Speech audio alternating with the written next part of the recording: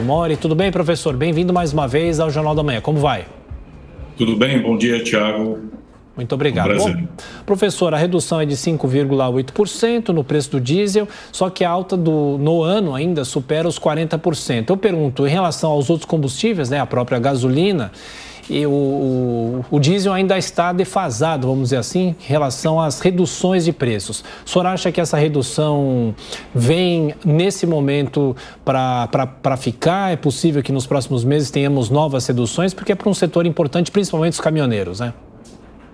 Eu acredito que sim. Eu acho que há espaço, inclusive, para novas reduções do diesel, né? É a terceira redução que a gente tem desde agosto. A gente já está acumulando aí 12, praticamente 13% de queda nessas reduções.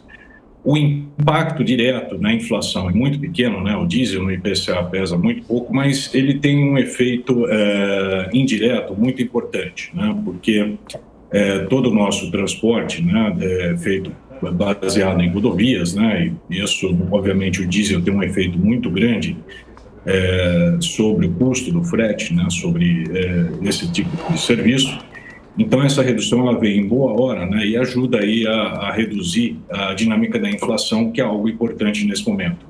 Então, eu acho que é uma boa notícia, né, que a gente tem esses 5,7% aí de queda, esses 30 centavos aí na ponta da distribuição. É algo que vem se somar aí depois de uma série de más notícias que a gente teve no primeiro semestre, né? Agora, no segundo semestre, a gente está tendo uma sucessão de boas notícias aí de queda no setor de combustíveis.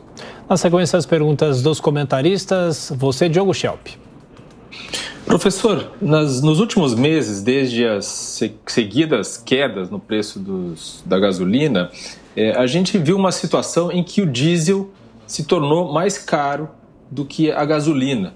E outro fato que tem aparecido também é que o gás veicular também tem se tornado menos competitivo em comparação com outros combustíveis. O que essas distorções, se é que podemos chamar assim, criam no mercado e, enfim, como isso se reflete para a população? Isso são decisões e políticas da própria Petrobras, né? Assim, isso é uma decisão da própria empresa, né, em relação a política de preços, né, de diferentes combustíveis que eles têm. O efeito direto, né, quando a gente observa no caso da inflação, a gasolina tem um impacto muito maior do que o diesel, por exemplo, né? Então, para o consumidor, né, no caso da gasolina, é muito mais visível, né, e isso aparece nos índices de inflação, como a gente está observando. É óbvio que no curto prazo, né, você tem uma mudança na relação de competitividade entre os combustíveis, né? O diesel ficando aí mais caro que a gasolina não é algo que não é comum, né? Mas eu acredito que seja um efeito aí que deve se corrigir no médio prazo. Eu acho que é algo que a Petrobras deve estar corrigindo aí nos próximos meses.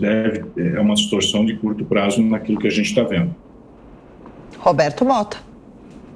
Professor, como o senhor vê o cenário do preço do barril de petróleo nos próximos meses? Continua a volatilidade ou existe alguma tendência clara de baixa ou de alta? A minha sensação, acho que a gente tem uma volatilidade no curto prazo, mas eu diria que no médio e longo prazo a tendência é de uma queda, tá? Eu acho que isso é decorrência de que as economias globais estão desacelerando, né? Aliás, a economia global, né, está desacelerando. Os Estados Unidos começa a desacelerar, a atividade econômica já começa a dar sinais de desaceleração. Na Europa também vai crescer menos já a partir do ano que vem, e a China, né, também já enfrenta aí dificuldades e deve desacelerar. O impacto disso é que a demanda pelo produto deve diminuir, dando aí essa tendência de queda do preço, eu diria, mais a médio e longo prazo. Não vejo aí a gente tendo aí uma nova alta do preço do petróleo, como a gente viu há algum tempo atrás. E, professor, começa hoje a reunião do Copom, que vai decidir os juros básicos da economia. Com a inflação caindo, há necessidade de novo aumento de juros? Eu diria que no momento não, tá? acredito que o Banco Central, nesse momento, ele deve aguardar, né? Acho que a inflação ela vive os efeitos das desonerações, né, que a gente teve do ICMS, de impostos federais. Está tendo o efeito também da redução da gasolina, a gente tem agora o efeito da redução do diesel. Isso está impactando o IPCA, né? O próprio IPCA de setembro também vai ser negativo. Então, é algo que é muito difícil a gente ter uma visão clara da dinâmica da inflação de médio e longo prazo. A gente sabe que a inflação está caindo, né? A gente tem uma visão de que a inflação está abaixo de 2 dígitos. Quando? Difícil dizer. Então, é de bom tom que o Banco Central mantenha a taxa de juros inalterada nesse momento. E aí, obviamente, dependendo daquilo que se consolidar a partir de outubro, novembro, né, que é quando esses efeitos começam a desaparecer do cenário de inflação, aí, eventualmente, corrigir a política monetária, dando um aumento ou não, tá?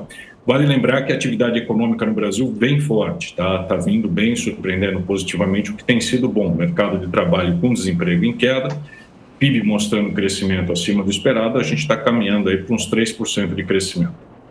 Professor Rogério Mori, da Escola de Economia de São Paulo. Muito obrigado, professor, pela atenção, pela gentileza. Bom dia de trabalho. Obrigado, eu que agradeço. 8h40.